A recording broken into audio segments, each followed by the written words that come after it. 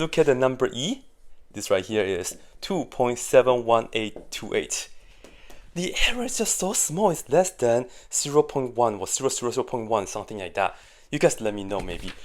But yeah, how cool is this, right?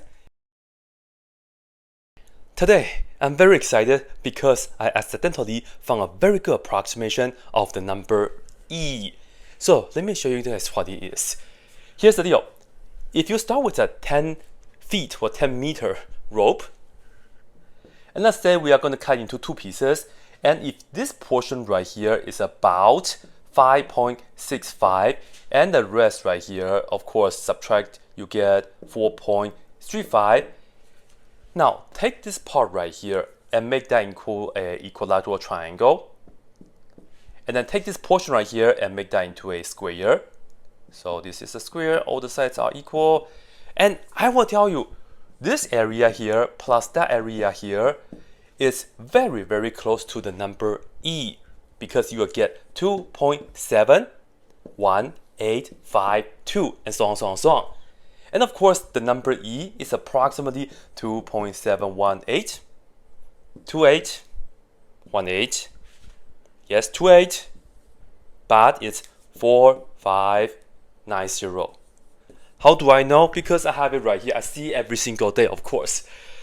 Now, of course, let's go ahead and do this legitimately. And of course, I'll tell you guys the exact form of this number and that number. Let's have a look. So here's the story. In fact, I was just teaching my Calculus 1 class during this summer, and this is just an optimization question. The question is, suppose we have this 10-meter long wire, and we are going to make into two pieces, so make a cut somewhere here. And we are going to turn one piece into an equilateral triangle, and then the other piece into a square. And the question is, what's the minimum possible area that we can get from the triangle and the square? So how do we do it? Well, firstly, we don't know how much we are going to cut. But it's okay, because in math, if there's something that we don't know, just call it x and move on. So that will be the x. And let's say we use this portion for the equilateral triangle. And since all the sides are equal, we can just divide it by 3. So each side will be x over 3. Now, for this piece here, because the whole thing is 10 and this is x, so it's just 10 minus x. And we are going to make this into a square. Again, all the sides are equal. So we just have to take this divided by 4.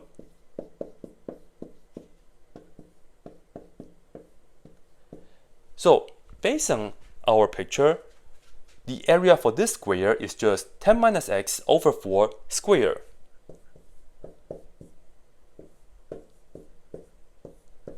And then, how about the area of the equilateral triangle? Well, let's review this real quick. We have to go with the fundamental. 1/2 base, but what's the height? It will be from here to here, right? However, I don't know what it is yet. But it's okay, because this is equilateral triangle, so we have a 60-degree angle here. In fact, we have a 30, 60, 90 special right triangle. So let's review that real quick. When we have a 30, 60, I know I said it reverse. When we have a 30, 60, 90 special right triangle, we know the ratios are, this right here is 1, and this right here is square root of 3, and this right here is 2. So, how much is this? Well, the whole thing is x over 3. Make a cut. This is exactly half of the whole thing. So this right here is x over 6. And then if you focus on the blue triangle, that is like the 1 here. To get the height, we can just multiply this by square root of 3, because that is the ratio. So for the height of this triangle, we just take x over 6 and multiply by square root of 3. So this area here will be 1/2 times the base of the whole triangle, which is x over 3, and then times the height of the triangle, which is x square root of 3 over 6.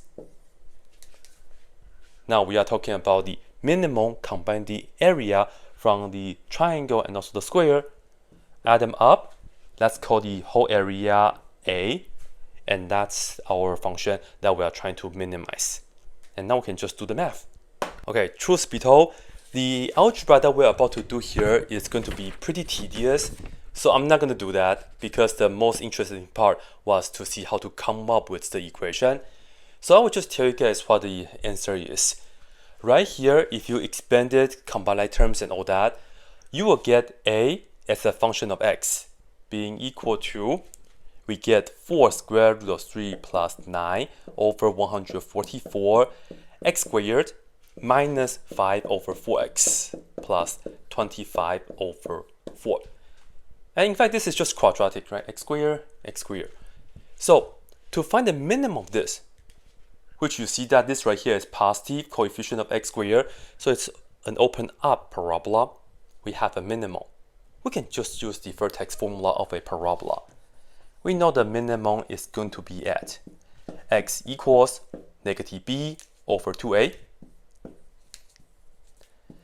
B is this, so it's negative, and we have negative 5 over 4 over 2 times a, which is that.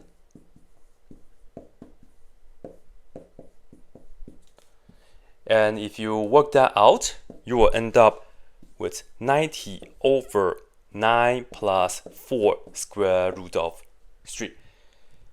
Yeah, and of course you can use a calculator to get an approximation of that. But I do want to show you, if you plug in this into the function, we get the minimum value for the a, which is going to be plugging 90 over 9 plus 4 square root of x. So just go ahead and put this into all the x's and then just work it out and then simplify all the stuff. If you keep this as an exact answer, we will end up, here we go, 25 over 11 times 3 square root of 3 minus 4.